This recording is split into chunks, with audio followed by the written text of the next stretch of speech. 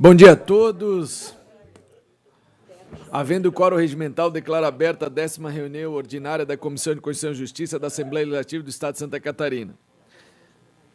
Quero cumprimentar aqui os nobres deputados presentes, quero cumprimentar os assessores, todos que estão nos assistindo pelos canais da TVAL. Eu coloco em discussão a ata da 9ª reunião ordinária da Comissão de Constituição e Justiça, já distribuída previamente aos senhores deputados, membros dessa comissão. Em discussão, não havendo quem queira discutir, coloco em votação. Os deputados que aprovam permaneçam como se encontram. Está aprovada a ata da 9ª reunião ordinária da Comissão de Constituição e Justiça. Vamos à ordem do dia.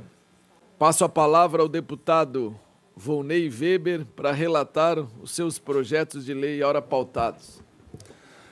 Muito bem, senhor presidente, deputados, deputada Ana Campagnolo, também que já se faz presente aqui, de forma muito especial, a minha saudação. Bem, senhor presidente e senhores deputados, senhora deputada, trago em bloco 2 PLs de extrema importância para o Estado de Santa Catarina, dos nossos colegas deputado Oscar Gutz e Napoleão Bernardes, a quem cumprimento pela apresentação das matérias, porém julgo necessário o diligenciamento prévio, e são eles: o PL 75/2023, de autoria do deputado Oscar Gutz, que proíbe o abate de equídeos diagnosticados com anemia infecciosa equina, AIE ou mormo, sem a realização de contraprova e o reteste do exame no Estado de Santa Catarina e da outras providências. Então, o qual eu solicito diligência externa à Secretaria de Estado da Agricultura e à SIDASC. E também o projeto de resolução de número 2/2023, de autoria do deputado Napoleão Bernardes, que, abre aspas, altera o regimento interno da Assembleia Legislativa do Estado de Santa Catarina, aprovado pela resolução de número 001 de 2019, para o fim de criar a Comissão Permanente de Defesa dos Direitos do Consumidor e do Contribuinte. Essa que solicito diligência interna à mesa diretora, uma vez que o projeto impacta na organização, funcionamento e políticas relativas à ALESC. Era isso, senhor presidente. Coloque em discussão, deputado Napoleão Bernardes. Obrigado, senhor presidente, caros colegas, deputado relator, deputado Volney. Eu, evidentemente, entendo que todo o amadurecimento ele é muito importante, mas apenas só para compartilhar desde já com os colegas deputados, a nossa proposição aqui é no sentido de que a Assembleia Legislativa de Santa Catarina possa vir a ter a Comissão Permanente de Defesa dos Direitos do Consumidor. Das 27 Assembleias Legislativas do Brasil, Santa Catarina é uma das muito poucas, é uma das raras que não conta com essa comissão que é tão importante. Uma das competências que cabe ao Legislativo Estadual é justamente tratar de matérias alusivas ao direito do consumidor. Há tantas e tantas matérias que não cabem ao Legislativo Estadual, e essa é exatamente uma das matérias que cabe ao Legislativo Estadual, é da atribuição de competência da Assembleia Legislativa legislar sobre os temas atinentes ao direito do consumidor. Essa é uma das comissões mais tradicionais no âmbito tanto da Câmara dos Deputados quanto do Senado da República. Como eu disse, numa análise rápida das 27 Assembleias Legislativas, Santa Catarina é uma das que não consta com essa comissão, em detrimento da maioria absoluta de todas as outras. Toda consulta interna ela é evidentemente relevante, mas eu não poderia deixar aqui de tecer desde já essas considerações. Essa proposição ela teve adesão na largada de 16 deputados estaduais, cumprindo mais do que o requisito regimental. O requisito regimental para alterações do regimento interno da Assembleia Legislativa prevê a adesão de no mínimo 1/3 dos membros. Nós atingimos 40% dos membros. Tem uma manifestação favorável já do próprio PROCON estadual, então a gente respeita o requerimento interno, embora pelo regimento essa matéria poderia tramitar, independente dessa análise interna, até porque depois tem uma comissão especial justamente para debater esse assunto. Esse é o rito regimental, mas evidentemente a gente respeita a posição do deputado relator, a quem agradecemos aqui pela deferência. Mas eu não poderia deixar de fazer essas pontuações, até porque no âmbito do Tribunal de Justiça de Santa Catarina, por exemplo, a maior parte das demandas elas são oriundas de temas relacionados à defesa do consumidor. Então, essa é uma comissão que teria muita relevância aqui no âmbito interno da Casa e, por isso, a importância da aprovação no âmbito dessa comissão e depois no processo legislativo que segue. Continua em discussão o PL 075/2023 e o projeto de resolução 02/2023, ambos relatados pelo nobre deputado Volney Weber, o qual pediu diligência em ambos os projetos. Em discussão. Em votação, os pedidos de diligência. Os deputados que aprovam permanecem como se encontra. Está aprovado os pedidos de diligências do PL 075 e do projeto de resolução 02. Agradeço ao deputado Volney Weber. O próximo a relatar é o deputado Sérgio, não se encontra ainda aqui na comissão. Passo a palavra para o deputado Fabiano da Luz. Muito obrigado, bom dia, presidente Camilo, deputada Ana, meus colegas deputados, a quem nos acompanham aqui na reunião da CCJ.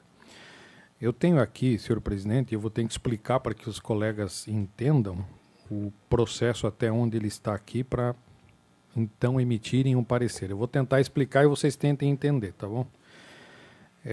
O relatório e voto a emenda substitutiva global de plenário ao projeto de lei 190/2019, a este é pensado o projeto de lei 390/2019.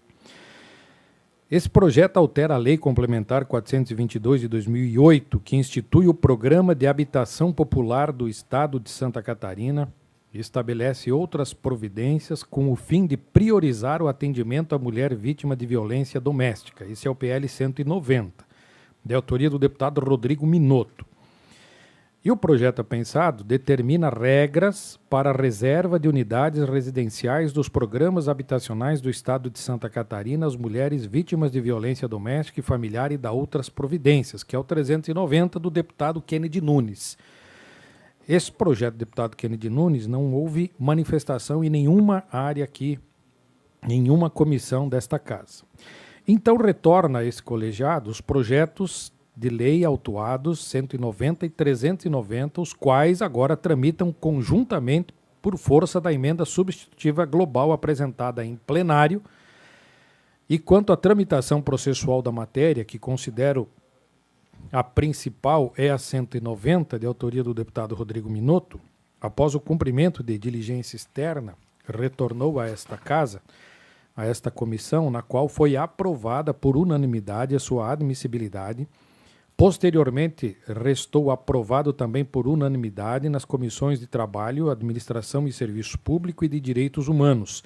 Na sequência, na sessão plenária do dia 31 de março de 2021, a proposição foi incluída na ordem do dia, recebendo, então, a já mencionada emenda substitutiva global em plenário de autoria da deputada Ana Campagnolo, que está aqui à minha esquerda.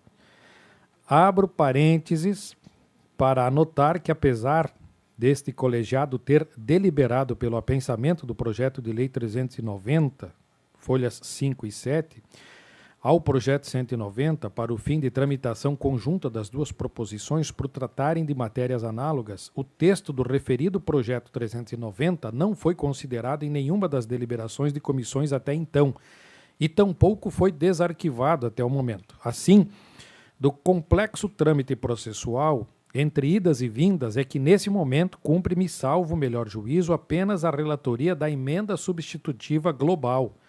Relembro que a proposta original pretende que nos programas habitacionais do Estado, 4% das vagas sejam destinadas às mulheres vítimas de violência doméstica, podendo ser comprovada a violência mediante boletim de ocorrência. A emenda substitutiva global da deputada Ana prevê que a violência será provada por ação judicial com aplicação de medidas protetivas, além de estipular que as mulheres que fizeram denunciação caluniosa para se beneficiarem do programa ficarão 5 anos sem poder acessá-lo e terão que deixar o imóvel caso já tenha sido beneficiadas.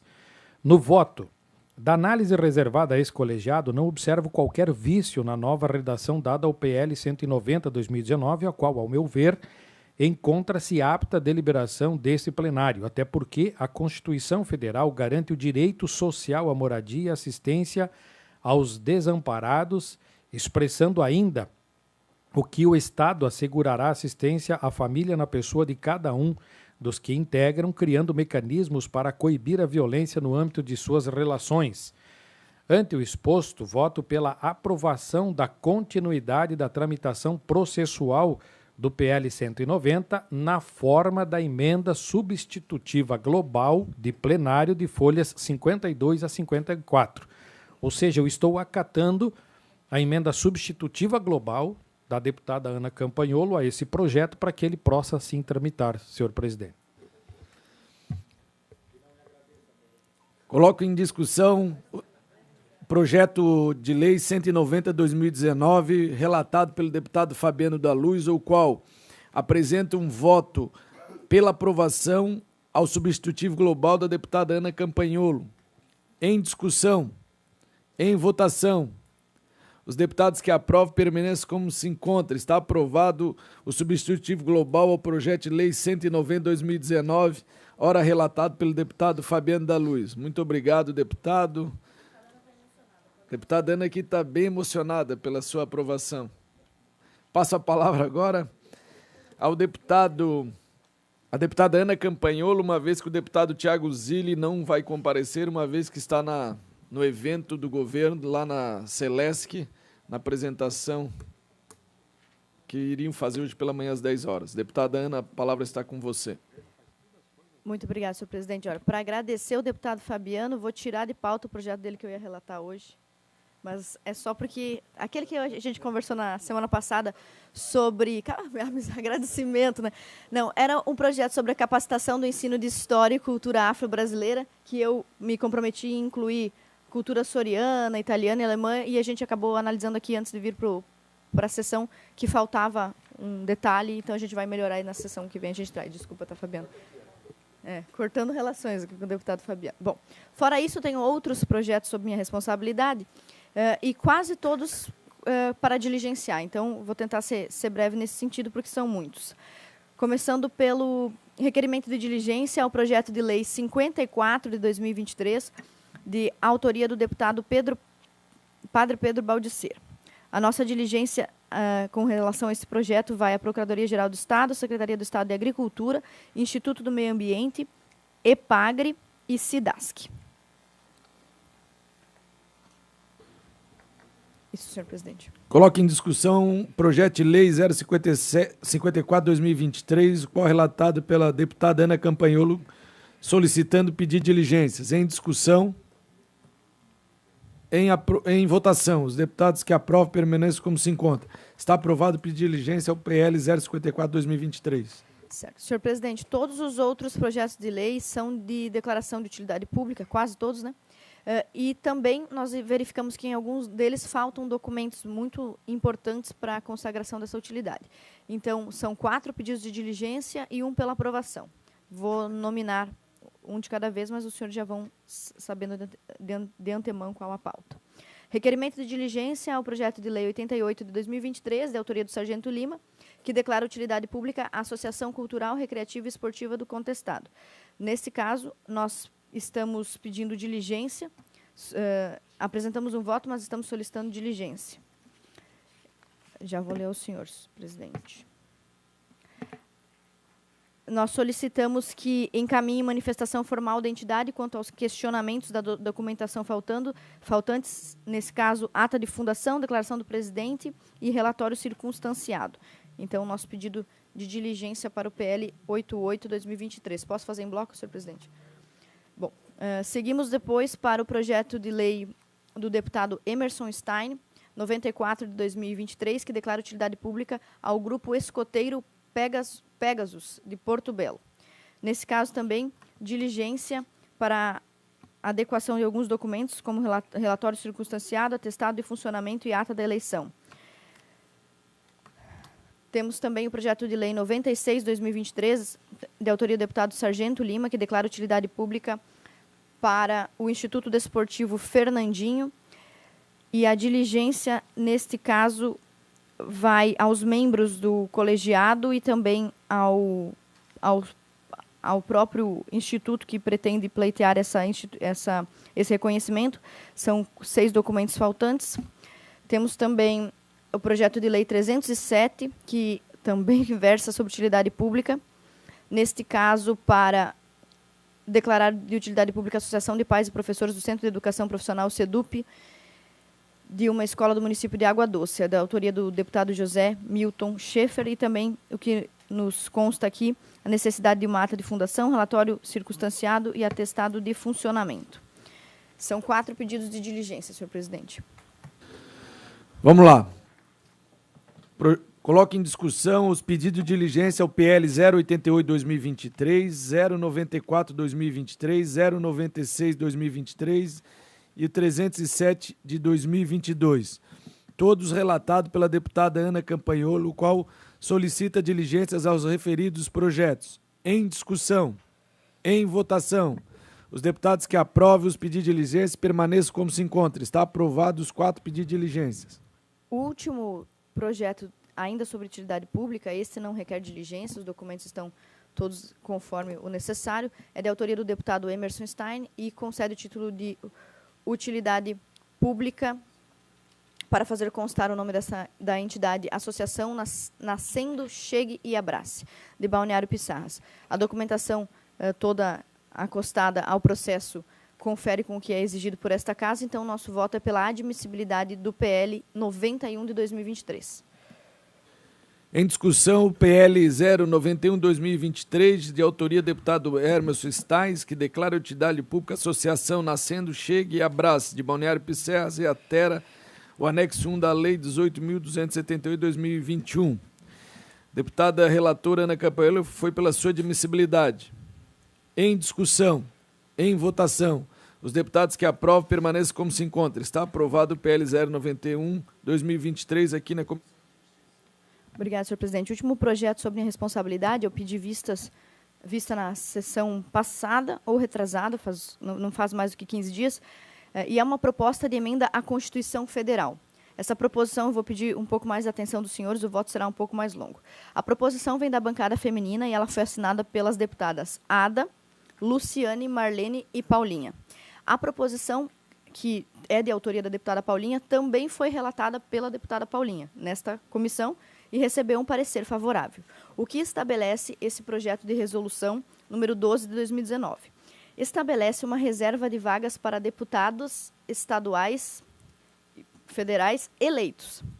Esta reserva de vaga indicaria que 50% dos deputados aqui desta casa seriam homens e 50% seriam mulheres, dos eleitos. Não da cota de oportunidade de eleição, mas da cota final, da cota de resultados. Bom, já existe na Câmara dos Deputados uma proposta de emenda à Constituição Federal exatamente com o mesmo teor, o que, no meu entendimento, torna obsoleta essa proposição. Nesta comissão, nós temos que apreciar, além dos vícios constitucionais, legais e jurídicos, também o interesse público, os aspectos de interesse público de uma pauta. Neste caso, o primeiro questionamento que faço é com relação à obsolescência do projeto, em virtude de ele já estar tramitando na Câmara Federal. Além disso, a nossa Constituição já prevê no artigo 5º a igualdade entre homens e mulheres, essa igualdade que é uma temática bastante subjetiva, mas, no meu entender, se dá pelo caminho das oportunidades e não dos resultados. Além disso, o nosso Estado, o Estado brasileiro também, através da Lei Federal 2034, de 29 de setembro de 2009, já prestigia a adoção de medidas afirmativas com relação às mulheres na política, que é o caso da nossa cota de 30% nos partidos, e os senhores sabem como é difícil preencher essa cota nos partidos. Já é difícil preencher uma cota de 30%. Além disso, o plenário também aprovou, posteriormente, uma cota dos recursos de financiamento do partido para estas mesmas mulheres. Bom, qual o resultado destas políticas de cotas no nosso país para que a gente possa avaliar? O resultado legal, o impacto jurídico, o impacto constitucional, o impacto prático dessas proposições. Nós temos, então, esta cota de 30%, que estabelece que um partido não pode ter mais de 70% de homens ou de 70% de mulheres. Ou seja, isso inviabilizaria, por exemplo, o Partido da Mulher, né? Não seria possível montar um partido só de mulheres, porque teria que ter 30% de homens. E qual homem gostaria de fazer parte do PM, né, do Partido da Mulher? Seria complexa essa questão. Então, inviabiliza a liberdade partidária, mas, além disso, nós temos os resultados práticos da cota que já foi implantada, que é de 30% com relação à oportunidade, e esta é de 50% com relação à finalidade, ao resultado. A tentativa de estimular a participação das mulheres através da cota de 30% tem demonstrado resultados ineficientes, um desserviço às mulheres e aos partidos até o momento. Nós temos uma publicação do portal chamado Gênero e Número, que é uma associação que produz e distribui jornalismo com informações voltadas a estas questões de igualdade de gênero.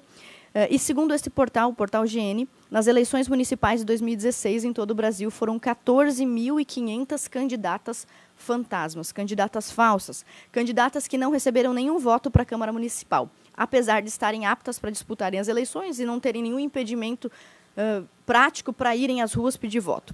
Elas representam uma em cada 10 candidatas, ou seja, 10% das mulheres que entram para os partidos são candidatas falsas, candidatas fantasmas. Em todo o país, esse número contrasta com o número de homens que são candidatos fantasma. Enquanto 10% das mulheres são candidatas fantasmas, apenas 0,6% dos homens estão na mesma situação. Bom, então o que a gente vê é que a política de cotas, até o momento, incentivou as mulheres a praticarem uma ilegalidade. Mulheres comuns que antes eram donas de casa, empresárias, trabalhadoras, professoras, agora figuram na lista de fraude eleitoral. Então, colocou um número expressivo de mulheres, quase 15 mil mulheres, na lista de mulheres fraudulentas.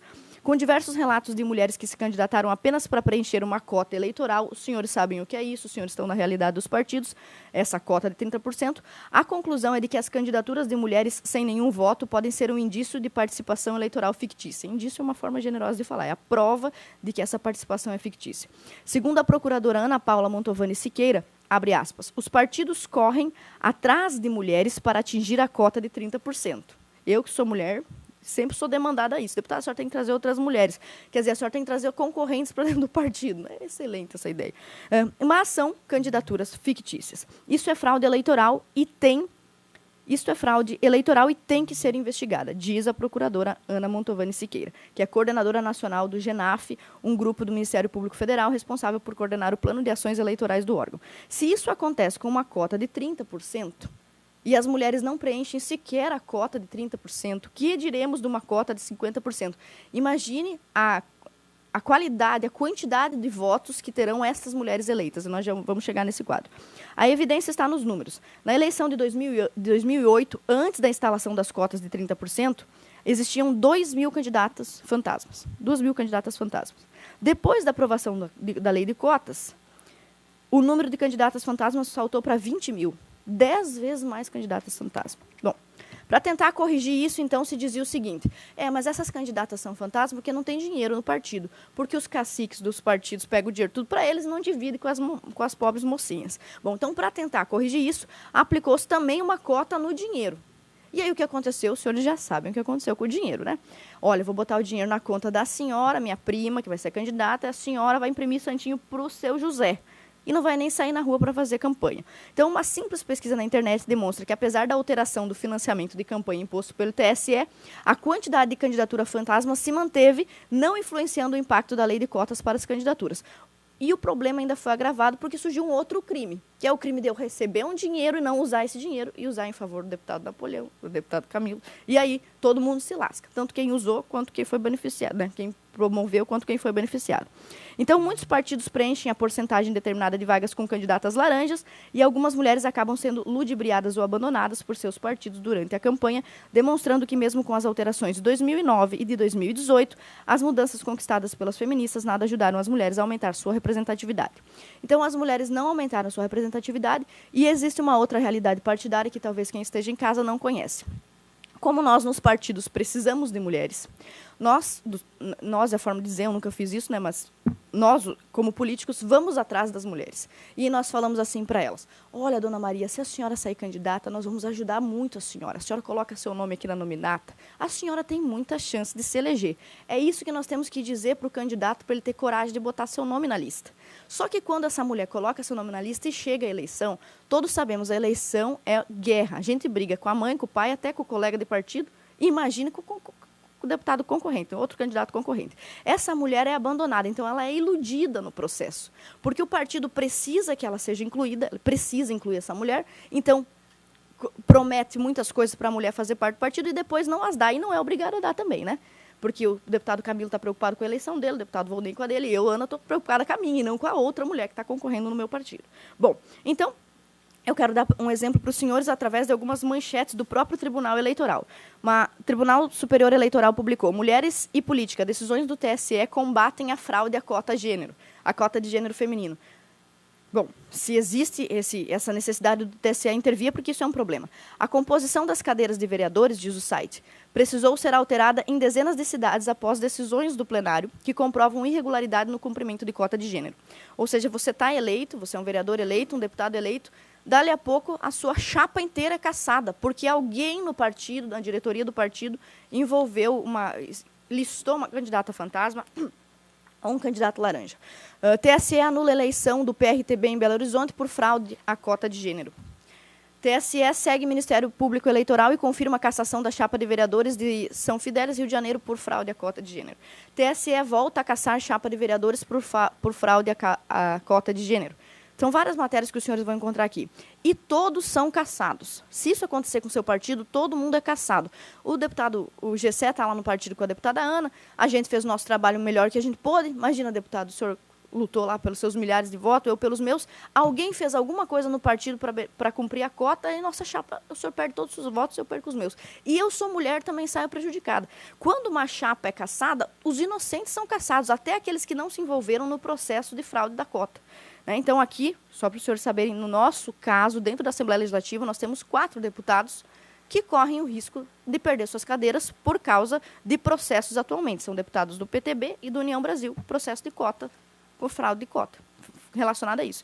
Então, esses deputados são 4 homens, mas poderiam ser 1 ou 2 mulheres, e aí seriam inocentes, perdendo seu mandato e desrespeitando, inclusive, a vontade do eleitor com relação aos seus votos. Bom, então, a primeira questão é essa. Do ponto de vista jurídico e do interesse público, é muito emblemática a questão além de ser obsoleto o projeto por já ter sido apresentado, né, em nível federal. A segunda questão é que nós, mulheres, nós não precisamos dessas cotas. Em todos os campos onde nós, mulheres, desejamos estar, nós temos plenas condições, plena competência de estar. Nós temos uma deputada hoje na mesa diretora, uma deputada na CCJ, que é a comissão mais importante, e o mais interessante, senhores deputados, que alguns não estavam aqui no ano passado, na legislatura passada. Na legislatura passada foi aprovada pela mesa a resolução a criação da Procuradoria da Mulher, cujo objetivo era incrementar, incentivar e fomentar a presença feminina nesta casa. Depois da criação dessa procuradoria, o número de mulheres da bancada caiu de 4 para 2. Então, essas ações afirmativas não garantem nada, elas apenas criam um aparato ilusório.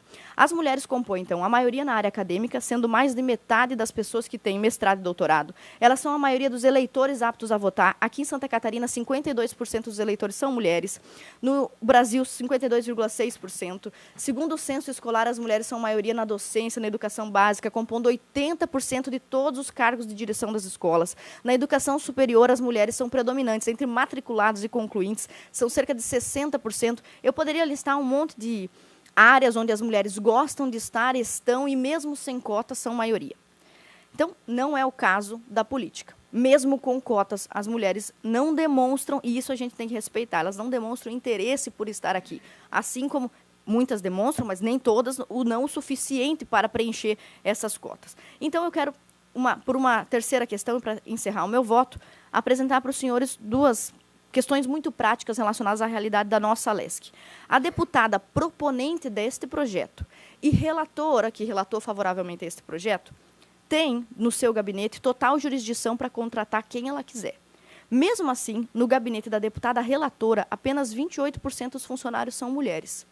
Se ela não estabelece a cota que ela quer forçar para o Estado de Santa Catarina, nem mesmo dentro do gabinete dela, é porque isso não tem praticidade. Mesmo a deputada sendo mulher, ela tem 72% de funcionários homens votados no gabinete. Outro exemplo, o que aconteceria com a composição da nossa CCJ e com a composição da nossa Assembleia? Dos 5, nós temos aqui 9 deputados, 5 não estariam aqui. Deputado Márcio Machado, Fabiano da Luz, Thiago Zilli, Pepe Colasso e repórter Sérgio Guimarães teriam saído para ceder vagas num cálculo simples a 17 outras mulheres. E todos os senhores, no caso do deputado Sérgio Guimarães, que não está conosco hoje, ele teria que ceder sua cadeira para uma deputada que fez 1/4 dos seus votos. Ele fez 28 mil votos, estaria hoje aqui, no lugar dele, uma candidata que fez 8 mil votos.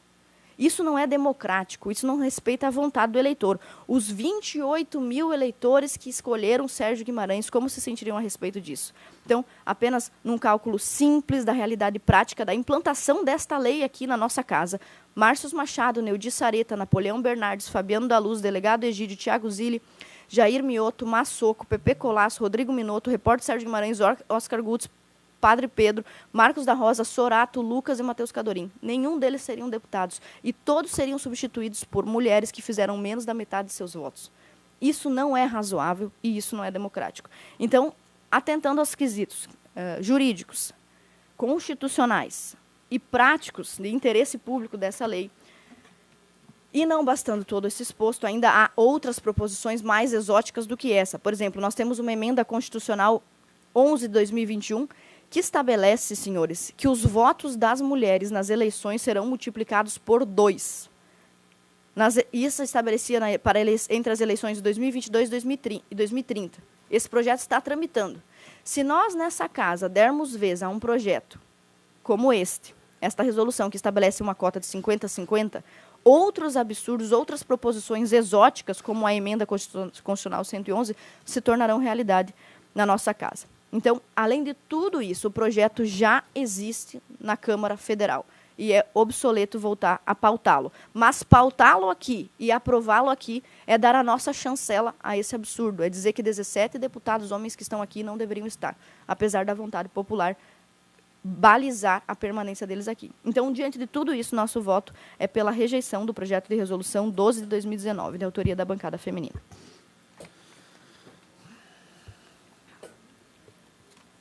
Em discussão, projeto de resolução 012/2019, de autoria da bancada feminina, ora relatada pela deputada Ana Campanholo, qual apresenta o voto pela rejeição total. Tá. Relatoria anterior era deputado Fabiano da Luz, é isso? Tá, entendi. Então nós vamos colocar aqui em votação o parecer da deputada Paulinha, onde o qual o pedido de vista da deputada Ana Campanholo apresentou um voto divergente, um voto em separado, o qual é pela rejeição total. O da Paulinha é pela aprovação. Eu vou colocar o voto primeiro da deputada Paulinha. Se derrubado for, vai o voto da deputada Ana Campanholo. Então agora apresento aqui o parecer favorável da emenda substitutiva global ao projeto de resolução 012/2019 da deputada Paulinha. Em discussão. Senhor presidente, eu quero aqui, primeiramente, parabenizar as colocações da deputada Ana Campanholo. Temos que entender uma coisa, já temos um problema com 30%. Imagina com 50%. Quando a gente tem sempre falado, e aqui bem explicitou a deputada Ana, é 30% do gênero que tem menos candidato. Não é homem e não é mulher, é o que tem menos. Mas, geralmente, né, é notório, é prático, as mulheres têm menos. Mas veja só, eu tenho debatido isso já com deputados federais, que pudesse mudar a nossa legislação para fazer com que tirasse esse percentual. Porque temos um problema em toda a eleição, tanto na eleição de deputados, governo e presidente, mas também temos problemas nas nossas câmaras municipais, que temos eleição já agora em 2024 e vai ser de novo um caos. Então, a minha proposta, eu tenho sugerido já aos deputados federais, e eu acredito que nós temos que começar a debater isso, e aí quando eu falo na questão que não deveria existir a exigência dos 30%, eu fui abordado por algumas mulheres que, inclusive, disseram que isso é um desrespeito à mulher. Sabe o que é o desrespeito? Desrespeito é nós ir lá convidar a deputada Ana, na casa dela, que ela não quer ser candidata, para dizer para ela o seguinte: Ana, vai, Ana. Não é ter chance, deputada Ana. Vai, Ana, porque senão eu não posso ir. Porque geralmente as mulheres que têm uma dificuldade maior de participação. Então, isso é desrespeito. Então, eu até sugeriria aqui, de nós, se é para fazer alguma alteração, fazer alteração para que ficasse os 30% garantidos ao gênero que tiver menos proponentes, mas o 30% garantido, mas não cumprindo os 30%, tirasse a candidatura do lado oponente. Entendeu? Então, tipo assim, tem 10 candidatos, 3 é mulheres, nesse caso, né? Seria obrigado a atender os 3. Se não atender os 3, não pode ter 7 homens. Não, pode ter os 7 homens, porém, se tiver uma mulher ou nenhuma, vai ter os 7 homens. Eu acho que era a regra mais justa, para não desrespeitar aquele que tem menos e ser convidado a participar, porque senão eu não posso, porque senão o Napoleão não pode, porque senão o nosso presidente não pode, o PP não... Exatamente, exatamente. E aí se empurra de goela abaixo.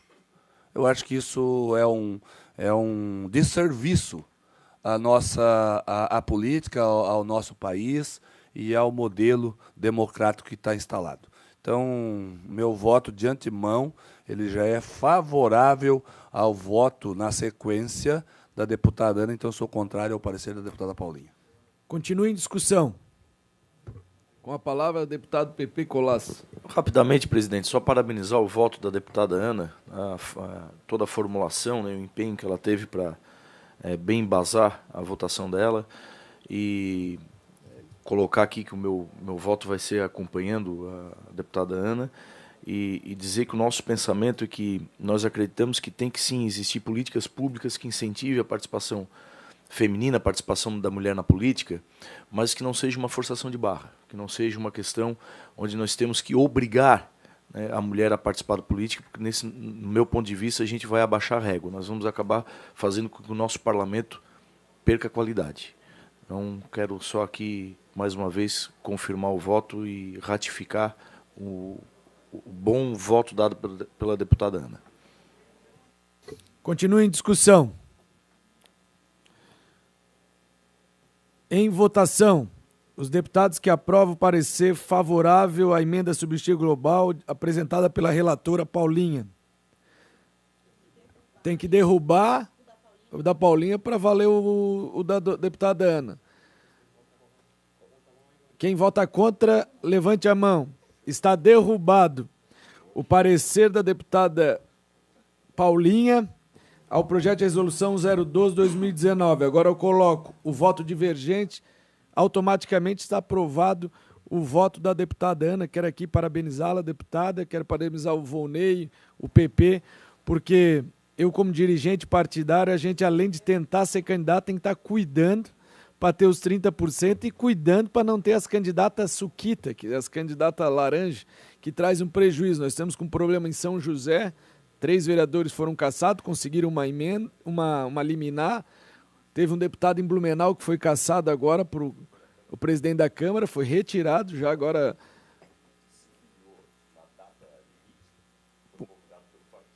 Porque se elegeu.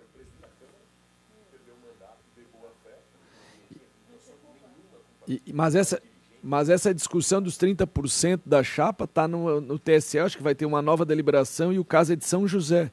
Eles conseguiram se permanecer e vai, acho que, ter uma nova votação para não ter esse problema dos 30% derrubar toda a chapa. Mas a sugestão do Volney, acho que é de grande valia, manter os 30%, no entanto, não obriga a nós fazer a chapa toda. Mas, então, está aprovado o voto da deputada Ana Campagnolo rejeitando o projeto de resolução 012/2019. Agradeço a deputada Ana Campagnolo. Agora passo a palavra para o deputado Napoleão Bernardes para fazer os seus votos nos projetos ora relatado por Vossa Excelência. Perfeito, presidente. São 4 matérias. Vamos lá. Obrigado, presidente, pela oportunidade. Cumprimento especial a todos os deputados, deputada Ana, a todos aqueles que nos acompanham. O primeiro parecer será um requerimento, na verdade, de diligência ao projeto de lei número 353/2022. Trata-se de um projeto de lei de autoria da deputada Paulinha, que altera a lei número 18.189/2021, que institui a política estadual de pesca artesanal, industrial, amadora ou esportiva no estado de Santa Catarina e adota outras providências. Projeto de lei justamente para permitir a pesca de arrasto tradicionada por embarcações motorizadas em águas continentais e no mar territorial e zona econômica exclusiva na forma que especifica. Essa proposta vem articulada em 2 artigos que, em suma, visam permitir a pesca de arrasto no litoral catarinense, além de classificar a modalidade como toda e qualquer rede de arrasto tracionada por embarcações motorizadas. Na justificação, a autora alega que a medida visa garantir a segurança jurídica para aqueles que desempenham a atividade pesqueira com a rede de arrasto, em contraponto à proposição que tramita no âmbito da Câmara dos Deputados, que versa sobre a proibição da pesca na modalidade. Eu destaco aqui que, no último dia 25 de abril, a Assembleia Legislativa do Estado de Santa Catarina organizou uma audiência pública, inclusive sobre a presidência da deputada Ana, no âmbito da Comissão de Aquicultura e Pesca aqui da Casa, justamente para discutir os efeitos da portaria interministerial editada pelo Ministério da Pesca e Aquicultura, pelo Ministério do Meio Ambiente, que estabeleceu a limitação da pesca da tainha no ano de 2023 nas regiões sudeste e sul do Brasil, trazendo um importante e grave e severo impacto econômico, social aqui no âmbito do nosso Estado. E destaco a importância da audiência pública promovida aqui no âmbito da Assembleia Legislativa. E destaco aqui a destacada participação da deputada Ana nesse contexto. Então, em virtude disso, nesse contexto, antes de emitir um parecer conclusivo no âmbito deste colegiado, eu entendo fundamental promover diligência deste projeto de lei, número 353/2022, à Procuradoria-Geral do Estado, à Secretaria Executiva da Aquicultura e Pesca, para que se manifestem sobre a eficácia dessa norma pretendida, bem como outras considerações que entenderem pertinentes. E como a deputada Ana presidiu aquela audiência pública, eventualmente, se houver entidades do setor que devam ser ouvidas, fica também a sugestão para que a própria deputada Ana, como presidente da Comissão de Aquicultura e Pesca aqui da Casa, possa sugestionar também entidades que possam ser ouvidas para que a gente possa bem diligenciar esse projeto de lei. Projeto de Lei 0353/2022, de autoria da deputada Paulinha, ora relatado pelo deputado Napoleão Bernardes, solicita diligências. Eu coloco em discussão. Deputada Ana Campagnolo. Eu esperava mesmo que o senhor diligenciasse, até já tinha notado que antes do senhor protocolar o documento, nós vamos aprovar aqui, a minha equipe vai entrar em contato para nominar os sindicatos, os pescadores, todos os que nós queremos que precisam ser ouvidos também. Muito obrigada, deputado Napoleão. Esse projeto, alguns pescadores nos procuraram. Eles, quando utilizam qualquer motor na embarcação, a fiscalização vem e apreende tudo. Barco, rede, o próprio motor, porque a pesca não pode essa autorização. Então, acho que é de grande valia ouvir o segmento, o setor, junto à deputada Ana, que é a presidente da Comissão de Pesca, porque eu acho que vai ser de grande abertura, eles vão trazer bastante informações para ajudar. Então, em discussão, em votação, pedir diligência. Os deputados que aprovam permanecem como se encontram. Está aprovado pedir diligência ao PL 353/2022. Perfeito. Parecer ao projeto de lei 114/2023. Institui a realização do exame teste do olhinho para a detecção do câncer nos olhos em recém-nascidos e da outras providências. Do relatório. Trata-se de projeto de lei de autoria do eminente colega deputado Sérgio Guimarães, cujo escopo versa sobre a realização do exame popularmente denominado teste do olhinho nas maternidades e hospitais do Estado, visando a detecção da neoplasia retinoblastoma. A proposta vem articulada em 8 artigos que, em suma, visam disciplinar as normas procedimentais gerais, a frequência do exame, as orientações aos responsáveis legais diante do diagnóstico positivo, as formas de divulgação e as disposições gerais. A proposta foi lida no expediente no dia 12 de abril de 2023 e distribuída para esta relatoria na última sexta-feira, dia 3 de maio. É o relatório do voto. Da análise do projeto de lei, sob os preceitos do artigo 72, combinado com o artigo 144.1 do Regimento Interno deste Poder Legislativo, inicialmente no que concerne à constitucionalidade, constato atendidos os pressupostos formais e materiais, visto que, salvo melhor juízo, não se vislumbra reserva de iniciativa, tampouco qualquer outro óbice que remeta à colisão com as normas constitucionais vigentes. Ademais, ainda no que versa a iniciativa, entendo congruente o entendimento de que o efeito da propositura nada mais estabelece do que o direito constitucionalmente garantido de acesso à saúde, a atribuição típica do ente estadual, precisamente delimitado pela própria Constituição Estadual e seu artigo 153, que versa que a saúde é direito de todos e dever do Estado, garantida mediante políticas sociais e econômicas que visem a redução do risco de doença e de outros agravos. Também, no seu inciso 2, a questão da informação sobre o risco de doença, por exemplo, deve ser uma diretriz geral a respeito da promoção da saúde. Nesse sentido, verifico a plena compatibilidade entre a norma pretendida e o texto constitucional, especialmente se relacionarmos a obrigatoriedade de atuação do Estado na redução de riscos aos dados oficiais mais recentes do Ministério da Saúde, dando em conta que a retinoblastoma é o tumor ocular mais comum em crianças. Ressalto ainda que atualmente estão disponíveis diversos instrumentos acessíveis que facilitam o seu diagnóstico da doença, tais como uma diversidade de aplicativos de alta credibilidade, desenvolvido por pesquisadores de universidades de excelência e que vêm sendo disponibilizados gratuitamente nas principais plataformas online. Também importa destacar o recente posicionamento desta Comissão de Constituição e Justiça, ainda em 2022, ao aprovar por unanimidade o projeto de lei número 128 de 2022, que atinava a idêntico propósito, mas que restou arquivado por fim de legislatura. Ante o exposto, com base na previsão regimental dos artigos 72(1) e 15 e 144, inciso 1, voto no âmbito desta Comissão de Constituição e Justiça pela aprovação do projeto de lei 114/2023 na sua forma original. E apenas por uma curiosidade para finalizar, esse tumor ocular, o retinoblastoma, é um tipo raro de câncer, mas que, segundo o Ministério da Saúde, é o tumor ocular mais comum justamente em crianças, representando cerca de 3% dos cânceres infantis, chegando a uma média de 400 casos por ano, e o diagnóstico precoce é fundamental. Por isso eu voto pela aprovação da matéria no âmbito da CCJ. Projeto de Lei 114/2023, de autoria do deputado Sérgio Guimarães, ora relatado pelo nobre deputado Napoleão, o qual traz o voto pela admissibilidade e aprovação aqui na Comissão de Justiça. Coloco em discussão, em votação. Os deputados que aprovam, permaneça como se encontra. Está aprovado o parecer do deputado Napoleão Bernardes.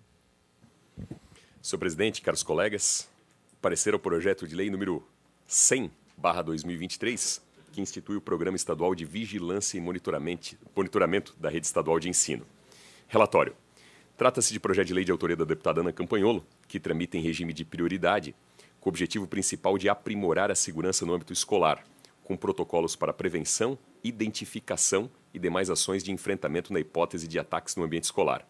Entre as disposições gerais para a consecução do objeto destacam-se vigilância armada, vídeo monitoramento, treinamento de 80% dos profissionais que atuam no ambiente escolar, elaboração de relatório anual com atos correlatos à violência ou comportamento atípico, autorização para a convocação de policiais militares da reserva remunerada, elaboração de protocolos para atuação coordenada das APPs frente a emergências, a realização mensal de treinamentos e semestral de simulação.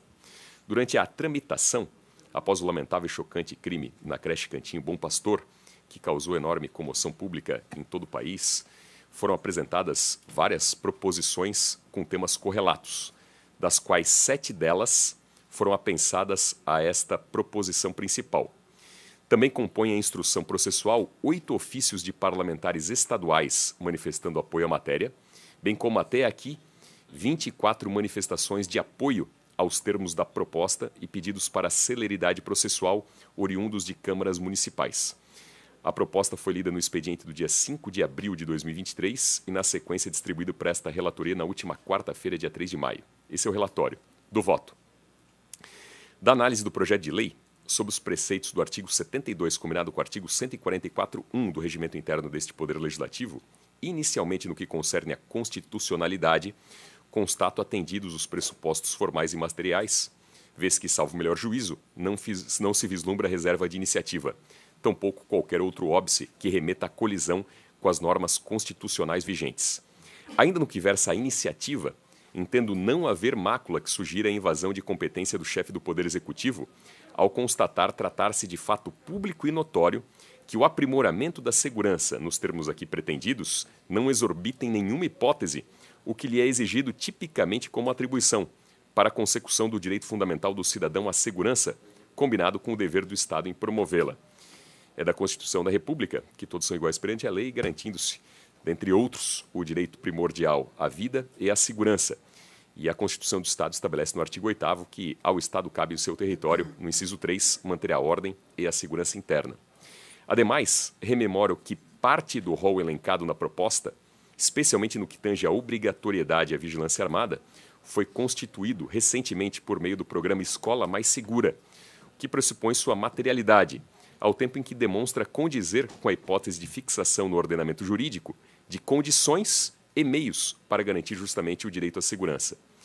Não obstante, quanto à legalidade, destaco que na terceira reunião ordinária desta CCJ, realizada em 28 de março, foi aprovado por unanimidade um parecer favorável ao projeto de lei de autoria do eminente colega deputado Jair Minotto, que tratou justamente sobre o videomonitoramento no âmbito escolar e que, por sua vez, restou sancionado, inclusive transformado recentemente na Lei Estadual 18643 de 2023, razão pela qual suscito a necessidade de suprimir o artigo 3º da proposta original, evitando mácula e injuridicidade do ordenamento legal catarinense, visto a recentíssima sanção dessa lei.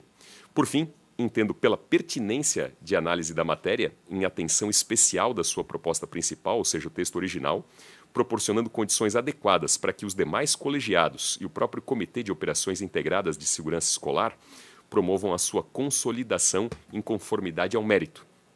Ante o exposto, com base nos preceitos regimentais dos artigos 72(1) e 15 e 144, inciso 1, voto no âmbito desta Comissão de Constituição e Justiça pela aprovação do projeto de lei 100/2023, com a emenda supressiva que ora apresento.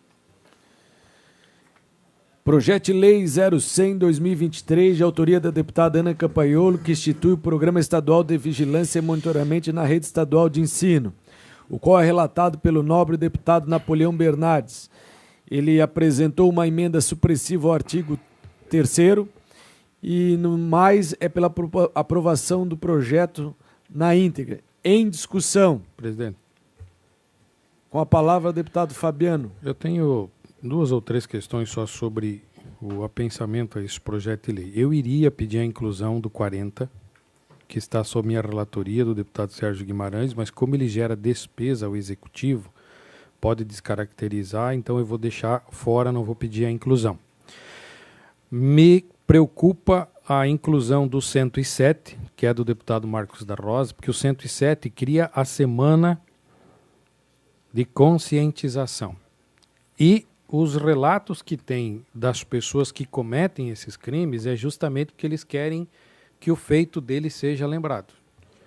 Então, muitas vezes, criar uma semana de conscientização é você também trazer à memória as vítimas, o que aconteceu, e aí você vai estar automaticamente, né, relembrando o feito dessas pessoas. Então, eu não sei se seria prudente, deputado Napoleão, nós incluirmos o 107 ou se seria melhor deixar o 107, assim como o 40, de lado, para a gente discutir e pensar melhor o que fazer com relação a esse projeto de lei. E também tem o debate aqui da comissão que foi criado nesta casa, então eu não sei se depois esse projeto como é que fica, esse é um e aquele vai se trabalhar de maneira diferente ou não, mas é só essa dúvida que fica, porque eu sei que na semana passada o conselho formado aqui pela Assembleia e Secretaria de Segurança, Ministério Público estavam debatendo sobre o caso. No mais, eu sou favorável ao pensamento, ao relatório do eminente deputado Napoleão. Obrigada, deputado Napoleão. Foi um grande gesto do senhor. Esse projeto 107 ele está pensado, mas se o senhor não o incluiu necessariamente no texto do seu voto, que o senhor fez uma emenda, ele não surte efeito. Não sei se é isso. E automaticamente é desapensado e volta à tramitação normal. O senhor incluiu na sua emenda esta semana de conscientização ou não? Nós podemos, eventualmente, se está incluso, desapensar o 107 e o 40. Né? 40 nem está ainda. Perfeito. Então desapensa o 107. Ótimo. Tramita que a a parte. tua emenda é supressiva só do artigo 3º. Isso, né? Perfeito. Okay. Somente por uma questão formal, porque foi sancionada uma lei de idêntico teor. Sim, perfeito. Nesse transcurso de tempo. Então desapensa-se o 107, designa-se novo relator, redistribui a matéria e ele segue a tramitação regular. Excelente, muito obrigada. Então continua em discussão o projeto 0100/2023, de autoria da deputada Ana Campaiolo, qual o deputado Napoleão relata, apresenta uma emenda supressiva, eu coloco em discussão. Em votação, os deputados que aprovam o relatório permaneçam como se encontra. Está aprovado o PL 100/2023 e automaticamente desapensado o projeto de lei 107 de 2023, o qual tem a sua tramitação normal aqui na CCJ. Tem que apresentar um requerimento, então faça um requerimento formal, então oral aí. Fica requerido Está aprovado. Continua, deputado. Perfeito. Por fim, parecer o projeto de lei 99/2021, que declara integrante do patrimônio cultural e material do Estado de Santa Catarina a Orquestra Sinfônica de Lages. Relatório. Trata-se de projeto de lei de autoria do deputado Márcio Machado, que propõe declarar a Orquestra Sinfônica de Lages patrimônio cultural e imaterial do Estado de Santa Catarina. Na justificação, o eminente colega pondera que a Orquestra Sinfônica de Lages é entidade sem fins lucrativos com relevante atividade social na comunidade local e regional, especialmente no que tange à utilização da linguagem musical como meio de expressão e conhecimento. Também destaca que a honraria tem enorme potencial de fomentar a atividade cultural do município e ampliar as oficinas de instrumentos e canto, mantendo os 4 pilares da organização: orquestra, coral, banda e escola. Inicialmente, a proposta foi lida no expediente de 15 de abril de 2021 e no último dia 3 de maio foi designado esta relatoria. Esse é o relatório. Do voto. Da análise do projeto de lei sobre os preceitos do artigo 72, combinado com o artigo 144.1 do Regimento Interno, inicialmente no que concerne à constitucionalidade, constato atendidos os pressupostos formais e materiais, vez que, salvo melhor juízo, não se vislumbra a reserva da iniciativa, tampouco qualquer outro óbice que remeta à colisão com outras normas constitucionais vigentes. Outro sim, oportuno rememorar que tal entendimento vem sendo adotado por este colegiado, ao aprovar requerimento interno que firmou posicionamento fundado com base no livre exercício da iniciativa parlamentar dentro do que lhe compete, bem como no caso concreto, onde a jurisprudência amparou a competência concorrente e a ausência da reserva de iniciativa para tal feito, ou seja, o tombamento, pois dele inexiste a obrigatoriedade do exercício ulterior do Poder Executivo para edição de atos administrativos. Antes exposto com base nos preceitos regimentais do artigo 72, 1 e 15 e 144, inciso 1, e no mais recente juízo desta Comissão de Constituição e Justiça, voto no âmbito desta comissão pela aprovação do projeto de lei 99/2021. Projeto de lei 099/2021, de autoria do deputado Márcio Machado, que declara integrante do patrimônio cultural e material do Estado de Santa Catarina a Orquestra Sinfônica de Lages. O projeto vem relatado pelo deputado Napoleão Bernardes, o qual é pela aprovação do referido projeto. Em discussão, em votação, os deputados que aprovam permaneçam como se encontra. Está aprovado o referido projeto. Agradeço ao nobre deputado Napoleão e passo a palavra ao deputado Pepe Colasso. Senhor presidente, senhores deputados, senhora deputada, os 2 primeiros projetos que eu apresento hoje são devolução de vista.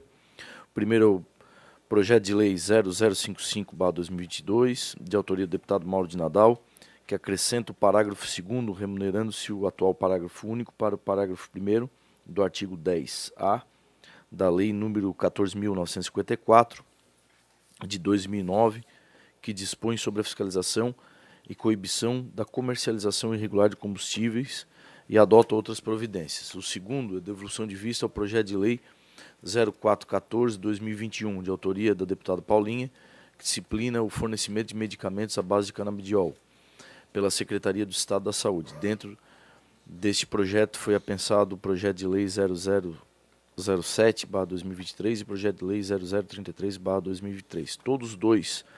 Todas as duas devoluções de vista, eu devolvo sem manifestação. Então vamos lá. Primeiro é o projeto de lei 0555 de 2022. Devolução de vistas do deputado Pepe Colasso. Esse projeto é de autoria do deputado Mauro de Nadal. Ele acrescenta o parágrafo 2º, remunerando-se ao parágrafo único do parágrafo 1º do artigo 10A da Lei 14.954 de 2009, que dispõe sobre a fiscalização e coibição de comercialização irregular de combustível e adota outras providências. No meu voto, eu faço um quadro comparativo, porque esse projeto foi dado entrada em 2022, ele teve um substitutivo global aprovado na CCJ, depois esse substitutivo global teve aprovação na Comissão de Constituição e Finanças, depois ele vai ao plenário, tem novo substitutivo global da deputada Paulinha. Qual projeto, deputado? Desculpa que eu estou É o 555 de 2020. 55. É 55.5 aqui, está no meu... Daí ele foi para plenário, teve um substitutivo global da deputada Paulinha, o qual volta para a Comissão de Constituição e Justiça. Esse projeto, eu apresento um substitutivo global que eu mantenho a exigência de instalação de equipamento MVC, condicionando a concessão de crédito presumido equivalente aos custos de aquisição, instalação e manutenção, e dispensa a obrigatoriedade de instalação de MVC aos postos de combustível que tenham tanque de armazenamento dentro do prazo de validade até a final da sua vigência. Então nós vamos colocar aqui em discussão, primeiramente, o parecer da deputada Paulinha.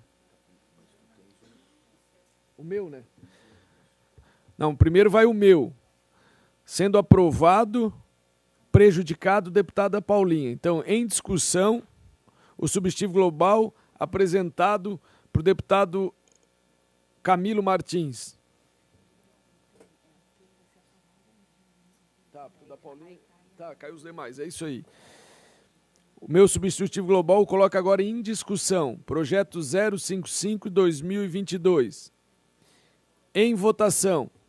Os deputados que aprovam permaneçam como se encontram. Está aprovado o substitutivo global ao projeto 055/2022.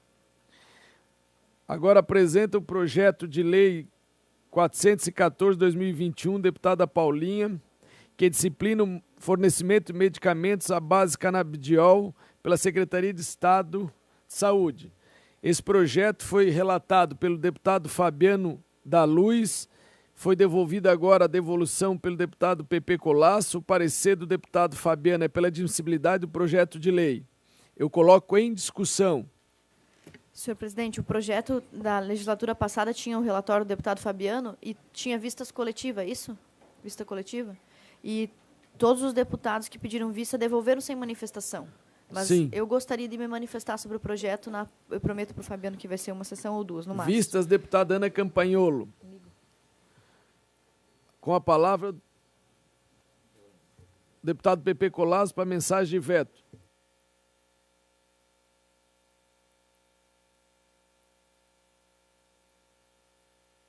Mensagem de veto 1424/2022, de autoria do governador do Estado, que dispõe sobre o veto parcial ao projeto de lei número 314/2022, que estima a receita e fixa a despesa do Estado para o exercício financeiro 2023. Relatório. O governador do Estado comunica a este poder que vetou parcialmente o autógrafo do projeto de lei número 0314.5/2022, especificamente os parágrafos 1º, 2º, 3º e 4º do artigo 6º e as emendas parlamentares não impositivas números 88, 1480, 360, 2022, 209, 210, 211, 218, 219, 1131, 1136, 2006, 1261, 773, 452, 471, 2007, 2008, as quais constam da parte 5 do anexo 1 por serem inconstitucionais e contrários ao interesse público, bem como o artigo 12 e o artigo 16 do aludido autógrafo, por serem inconstitucionais, com fundamento no parecer número 540/2022 da Procuradoria-Geral do Estado, e no ofício número 42/2022 da Consultoria Jurídica da Secretaria do Estado da Fazenda.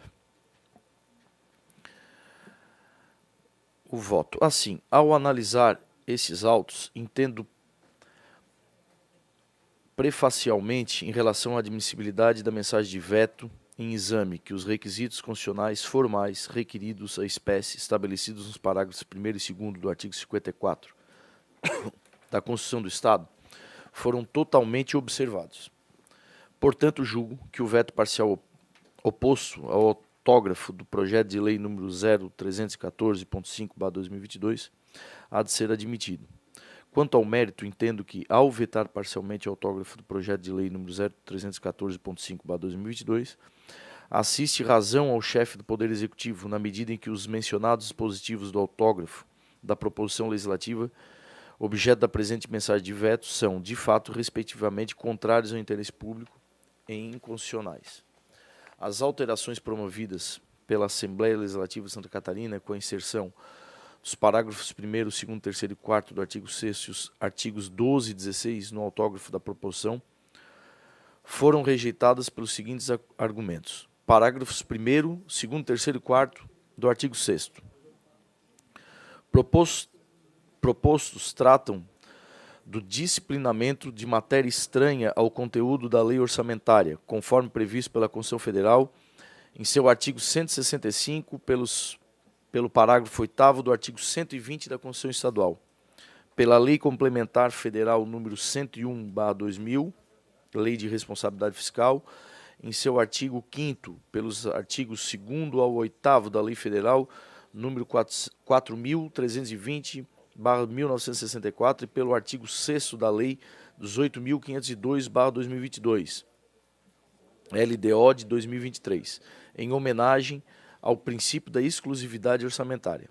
Além disso, conforme inciso 3º do parágrafo 3º do artigo 166 da Constituição Federal, as emendas ao projeto da LOA somente serão admitidas caso sejam relacionados com a correção de erros ou omissões, ou com os dispositivos do texto do projeto de lei, o que não foi o caso, haja vista que traz matéria completamente estranha ao conteúdo da lei orçamentária. Artigo 12. Vetado. O artigo 12 promovia a inclusão do parágrafo 4º ao artigo 44 da Lei Estadual número 18.502/2022 da LDO. A inclusão do parágrafo 4º ao artigo 44 da Lei Estadual número 18.502/2022 da LDO confronta o parágrafo 3º do mesmo dispositivo, o qual estabelece que as despesas referentes a emendas impositivas que forem empenhadas e não pagas serão inscritas em restos a pagar. Para a PGE, não resta dúvida acerca da obrigatoriedade da execução orçamentária e financeira, de forma equitativa, da programação referente às emendas parlamentares impositivas aprovadas e dispostas na Lei Orçamentária Anual, de forma igualitária e impessoal, ao longo do exercício financeiro, independentemente da autoria. Ocorre que a previsão de empenho, liquidação e pagamento a cada trimestre, que no mínimo 25% do total das emendas parlamentares impositivas afronta os artigos 42 e 43 da Lei de Diretrizes Orçamentárias. O artigo 36 estabelece que compete à Secretaria de Estado da Fazenda, da Lei Complementar Estadual número 741/2019, estabelece que compete à Secretaria de Estado da Fazenda executar as prioridades na liberação de recursos financeiros, com vistas à elaboração da programação financeira de desembolso, de forma articulada com os órgãos setoriais, buscando garantir o equilíbrio financeiro e fiscal do Estado. Nesse aspecto, a obrigatoriedade de empenhar, liquidar e pagar a cada trimestre, no mínimo, 25% do total das emendas parlamentares impositivas vai de encontro à competência da Secretaria Estadual da Fazenda para a execução orçamentária e financeira, o que viola ainda, em última análise, o princípio da reserva de administração. Artigo 16. Segundo a PGE, corroborando o entendimento, a inclusão do artigo 16 no texto revela uma redação confusa, em desacordo com o artigo 11º, artigo 11, da Lei Complementar nº 95 de 1998.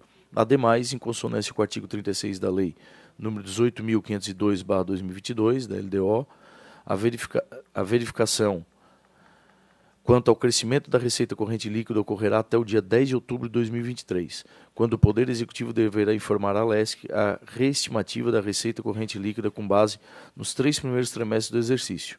Na sequência, a Assembleia Legislativa de Santa Catarina definirá a destinação dos recursos e informará ao Poder Executivo até 31 de dezembro de 2023, sendo que as execuções das emendas parlamentares impositivas individuais serão obrigatoriamente executadas no respectivo exercício financeiro. Ao final, incumbirá o governador do Estado, logo após a definição por parte da LESC, sobre a destinação dos recursos, por meio de decreto, proceder à abertura do crédito adicional correspondente. Portanto, a LDO já disciplina a forma e o momento adequado para a destinação dos recursos decorrentes do crescimento da receita corrente líquida. Também foram vetadas as emendas parlamentares não impositivas números 88, 1480, 360, 2022, 209, 210, 211, 218, 219, 1131, 1136, 2006, 1265, 1265, 773, 452, 471, 2007, 2008.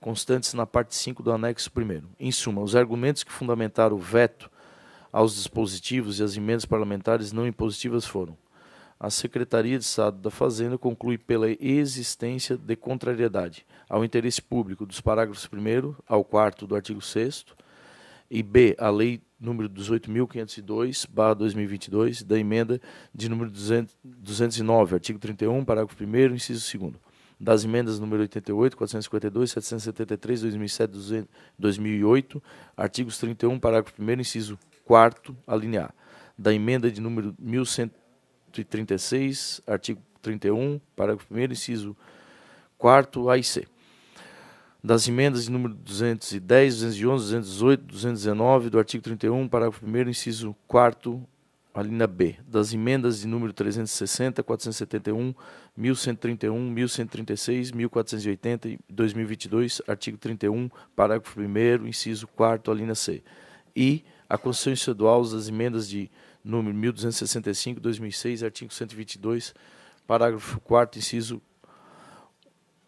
1, e a Procuradoria-Geral do Estado apontou a inconstitucionalidade e legalidade dos parágrafos 1º, 2º, 3º e 4º do artigo 6º, do artigo 12 e do artigo 16, por inserirem matéria estranha ao conteúdo da lei orçamentária em afronta ao artigo 165, parágrafo 8º da Constituição Federal e o artigo 120, parágrafo 8º da Constituição Estadual.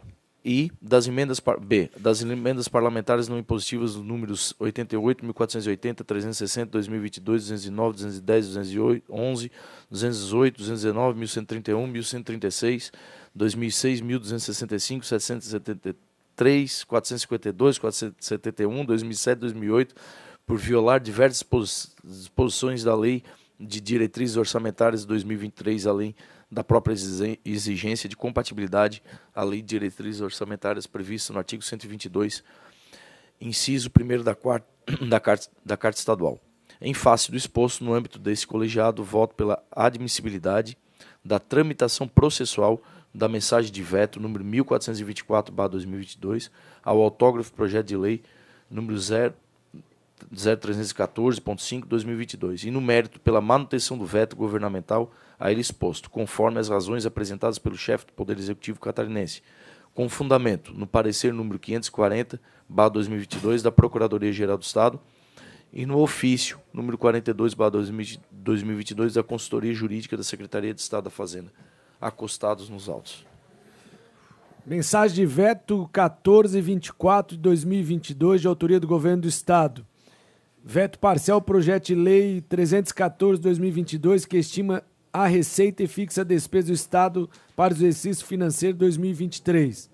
O projeto é relatado pelo deputado PP Colasso, o qual apresenta pela admissibilidade e manutenção total do veto parcial. Em discussão. Peço vistas da matéria, presidente. Vistas concedidas ao deputado Napoleão Bernardes.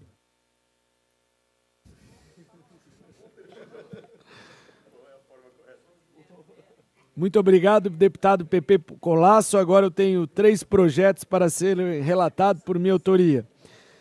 Mensagem de veto 069/2023 do Governo do Estado, que dispõe sobre veto total ao projeto de lei 365 de 2022, que cria o Fundo Estadual de Combate ao Câncer no Estado de Santa Catarina. Eu avoquei essa matéria, referido projeto, a mensagem 69, o governador do Estado, com fundamento nos artigos parágrafo 1º e 54 da Constituição, comunicou a esta casa que decidiu vetar integralmente o projeto de lei 365.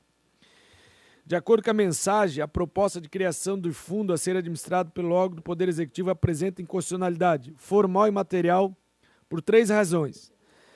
Vício de iniciativa o projeto de lei que dispõe sobre a organização e financiamento da administração pública, indevida vinculação da receita de ICM e violação à independência e autonomia funcional do Ministério Público ao incluir a sua participação no Conselho Consultivo do Fundo. Esse é o relatório bem simplificado, eu passo ao voto. Em se tratando de veto à proposição legislativa, cabe a essa comissão a análise quanto à observância dos pressupostos formais do veto, bem como ao exame do mérito do mesmo. Desde logo, constato que os requisitos contidos no parágrafo 1º do artigo 54 da Constituição do Estado restaram atendidos, razão pela qual a mensagem do veto deve ter a sua tramitação nessa Casa Legislativa admitida. No tocante ao mérito, contudo, ouso divergir das razões apresentadas pela Vossa Excelência, Governador do Estado. Primeiro, porque os fundamentos apresentados na mensagem do veto já haviam sido externados pelos órgãos do Poder Executivo quanto à diligência realizada por essa comissão, tendo os deputados membros acolhido, por unanimidade de votos, o parecer do então relator, deputado Fabiano da Luz, que concluiu pela constitucionalidade e legalidade da proposição, não havendo razão pela inovação que se mostre abre a modificar o entendimento então exarado. De todo modo, é oportuno registrar ainda quanto ao mérito do veto, que o vício da iniciativa apontado não se acha materializado, não havendo, portanto, ofensas ao contido no inciso 6 do parágrafo 2º do artigo 50 e a linha A do inciso 4º do caput do artigo 71 da Constituição do Estado de Santa Catarina, já que a proposição vetada não interfere na organização de administração pública, mormente porque a gestão dos recursos da saúde já se acha disciplinado, sendo, pois, de competência da Secretaria de Estado de Saúde. De igual modo, não se verifica a ventada inconstitucionalidade material decorrente da regra do inciso 4º do artigo 167 da Constituição Federal de 88, já que o referido dispositivo excepciona na vedação a vinculação de tributos e destinação de recursos para as ações de serviço público de saúde. Por fim, tampouco resta caracterizada a violação da independência e autonomia fundacional do Ministério Público, especialmente porque a previsão do assento do Conselho Constitutivo de Fundo de Combate ao Câncer não contraria o parágrafo 2º do artigo 127 e parágrafo 5º do artigo 128, ambos da Constituição Federal, já que não afeta a autonomia constitucional reservada pela importante órgão de controle. Por todo exposto, observado as disposições contidas no artigo 72, inciso 1º, 210, inciso 4º e 305, todos voto pela admissibilidade formal da tramitação da mensagem de veto 69/2023 e no mérito pela rejeição total após ao autógrafo do projeto de lei 365/2022, devendo a matéria ser encaminhada após aprovação nessa comissão ao plenário dessa Casa Legislativa. Esse é o meu voto. Coloco agora em discussão esse voto. Peço vista, presidente. Vista concedida ao deputado Gessé Lopes.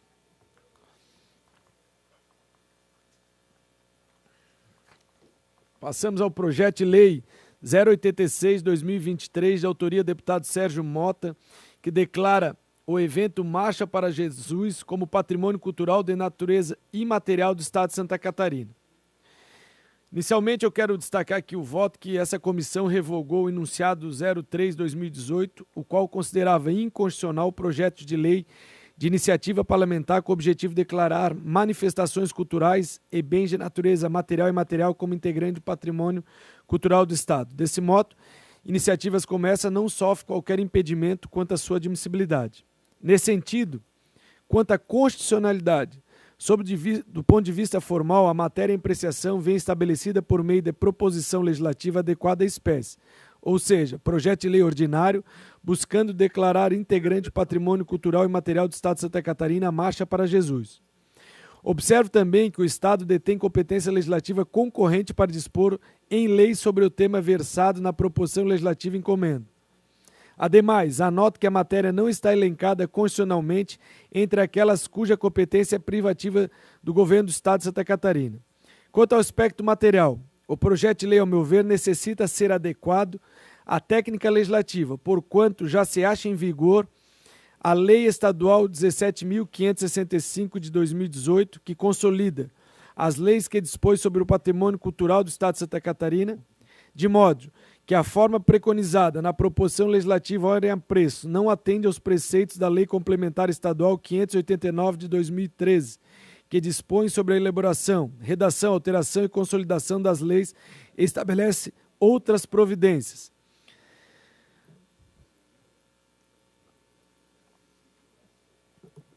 Demais disso, observe que o caput do artigo 2º da proposição atribui ao Estado o dever não só de garantir a segurança no acesso à população ao local da realização do evento, como obriga o poder público a prestar apoio à sua realização, o que, ao meu juízo, incorre em vício inconstitucionalidade, por tratar de matéria cuja iniciativa é privativa do chefe do Poder Executivo, além de criar despesas por outro poder, que igualmente padece de inconstitucionalidade e ilegalidade nos termos da Lei Complementar 111 de 2000, razão pela qual o referido artigo deve ter sua redação modificada.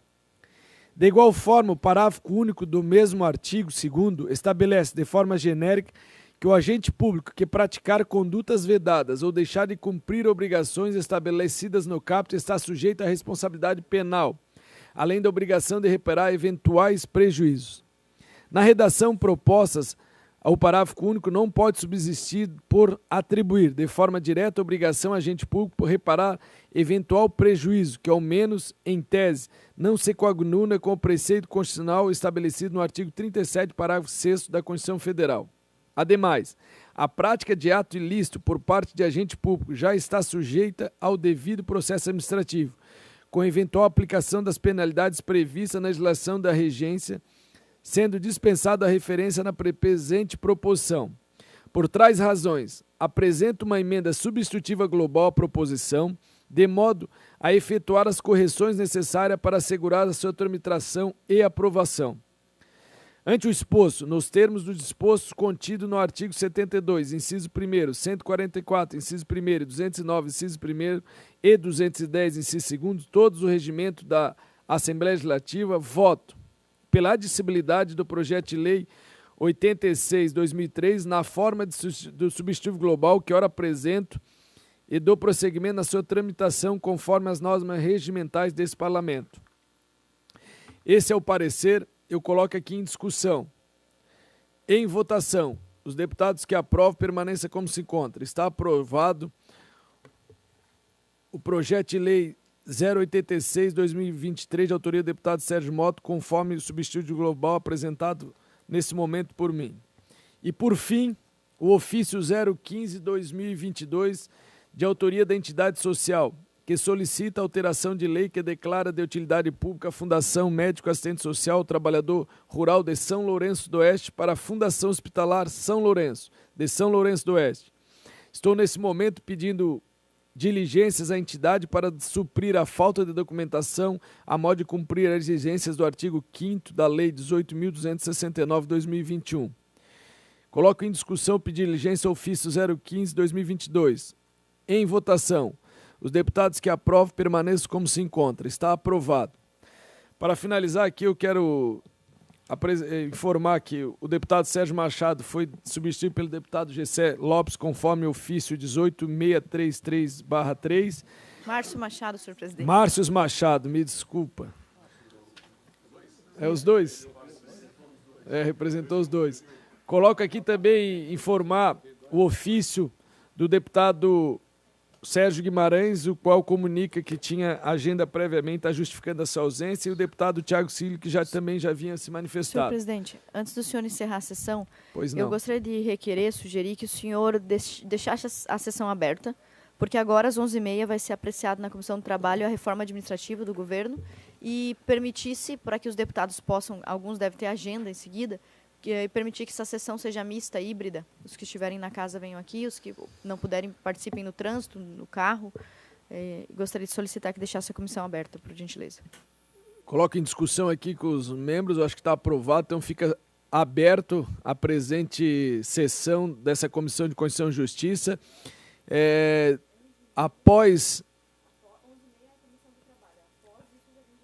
Tá, daí a gente comunica ali no nosso grupo do WhatsApp para que a gente possa fazer, provavelmente online, essa sessão, ou qualquer coisa rapidamente, e a gente fica em discussão, é rapidinho.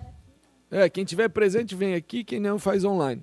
Então está suspensa a presente sessão, após aprovar a PEC que está aqui em discussão, a gente volta, encerra e marca outra sessão. Muito obrigado aos nobres deputados. Está suspensa a presente sessão da Comissão de Constituição e Justiça.